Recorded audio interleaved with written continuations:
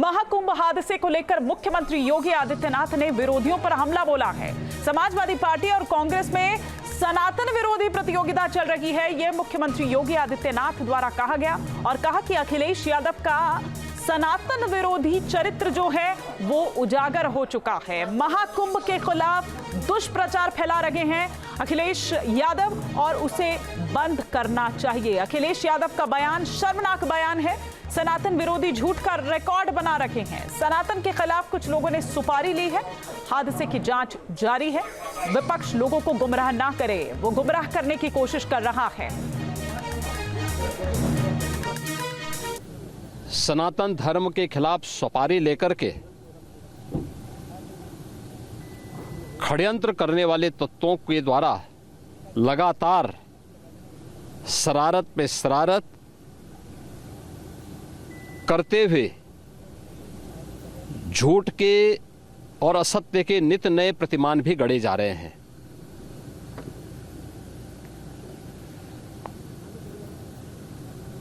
भारत के संसदीय लोकतंत्र की सबसे और सर्वोच्च संस्था देश की संसद में कांग्रेस अध्यक्ष से मल्लिकार्जुन खड़गे और समाजवादी पार्टी के अध्यक्ष श्री अखिलेश यादव का वक्तव्य इस ओर सबका ध्यान आकर्षित करता है। ये दोनों वक्तव्य न केवल इनके सनातन धर्म विरोधी चरित्र को उजागर कराता है, बल्कि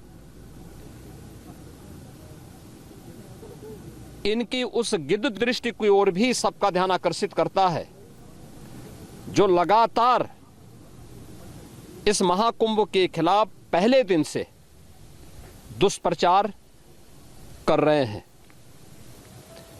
इनका ये बयान न केवल सनातन धर्म पर प्रहार है, बल्कि निंदनीय भी है और शर्मनाक भी। कांग्रेस अध्यक्ष का यह कहना कि प्रयागराज कुंभ में मौनी अमावस्या के दिन हजारों लोग मर गए, हमें अफसोस होता है।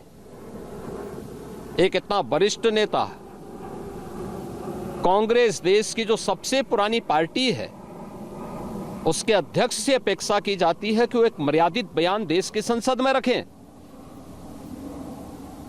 और इतना गुमराह करने वाला बयान, झूठ पे झूठ। ऐसे ही समाजवादी पार्टी के अध्यक्ष का बयान, एक प्रतिस्पर्धा दोनों दलों में है, कौन कितना सनातन विरोधी वक्तव्य दे सके। ये कहना कि कोई आंकड़े नहीं दिए गए, यहां से प्रशासन से जो बयान जो आंकड़े दिए गए, उन आंकड़ों को मैंने भी सबके सामने रखा। घटना दुखद थी, हर व्यक्ति दुखित था, और जितने क्विक रिस्पांस से मेला प्रशासन, police, NDRF, SDRF, civil defence, इन सब ने मिलकर के घायलों को हॉस्पिटल पहुंचाने का काम किया, वो अपने आप में एक मिसाल है। करोड़ों लोग प्रयागराज में उस दिन उपस्थित थे। ये दोनों दल चाहते थे और सनातन धर्म विरोधी चाहते थे कि बड़ा हादसा हो जाए। हमारी पहली प्राथमिकता थी कि किसी भी स्थिति में इसको हम जीरो हादसे तक लेके जाएं, लेकिन दुर्भाग्यपूर्ण तरीके से घटना घटित हुई। लेकिन जितने क्विक रिस्पांस से प्रशासन ने और सभी संबंधित संस्थाओं ने कार्य लेकर के उन्हें हॉस्पिटलाइज किया, उसमें कुछ लोग उस हादसे के शिकार हुए, वह दुखद है। उन सभी परिवारों के प्रति हम लोगों ने अपनी संवेदना भी व्यक्त की और उसके लिए कुछ आर्थिक मुआवजा भी घोषित किया। यद्यपि किसी व्यक्ति की कमी मुआवजे से नहीं हो सकती, लेकिन तब भी हम लोगों ने एक प्रयास किया। घायलों का प्रॉपर उपचार कराया। वे सभी घायल आज भी कुछ प्रयागराज मेडिकल कॉलेज में हैं, बाकी अपने परिवार के सदस्यों के साथ चले गए हैं। मैंने भी, मेरे साथ मेरे मंत्रियों ने भी, प्रशासन ने भी, प्रदेश के मुख्य सचिव ने भी, प्रदेश के डीजीपी ने भी उन सभी लोगों से मुलाकात की थी। और मैं तो देखकर बहुत चौंक था कि जो लोग प्रयागराज मेडिकल कॉलेज में भर्ती थे, जब मेरी उनसे बातचीत हो रही थी तो उनमें से सभी लोग ये कहा, उनके द्वारा कहा जा रहा साहब व्यवस्था में खामी नहीं, लेकिन हमारी किस्मत है या फिर ऐसी स्थिति पैदा हुई। और उनके सभी पहलुओं को लेकर के सरकार भी जांच करा रही है और उसके लिए एक न्यायिक कमीशन भी हमने तत्काल गठित किया है। लेकिन हमारी पहली प्राथमिकता थी कि जो ये लगभग 8 से 9 करोड़ लोग प्रयागराज में उपस्थित हैं, इन्हें सुरक्षित उनके घरों के लिए वापस भेजना।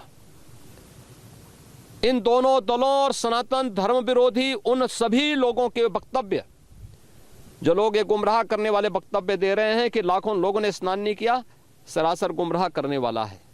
ये वक्तव्य देना कि कोई अमृत स्नान या साय स्नान नहीं हुआ, ये भी गुमराह करने वाला वक्तव्य है और सनातन धर्म की अवमानना ही नहीं, बदनाम करने की साजिश का एक हिस्सा है। कोई परंपरा बाधित नहीं हुई। मौनी अमावस्या का स्नान पहले दिन सायंकाल 7:30 बजे से प्रारंभ हो गया था और अगले दिन पूरे दिन भर देर सायंकाल तक मौनी अमावस्या का मुहूर्त था। स्वाभाविक रूप से अखाड़ों ने हादसे के तत्काल बाद मेला प्राधिकरण के साथ बातचीत करके अपने स्नान को स्थगित किया था कुछ देर के लिए। और फिर जब मेरी उनसे बातचीत हुई दोपहर के बाद, सभी अखाड़े और पूज्य संतजन, आचार्य महामंडलेश्वर, वे इस स्नान का हिस्सा बने और वही परंपरागत तरीके से सभी स्नान भी हुए।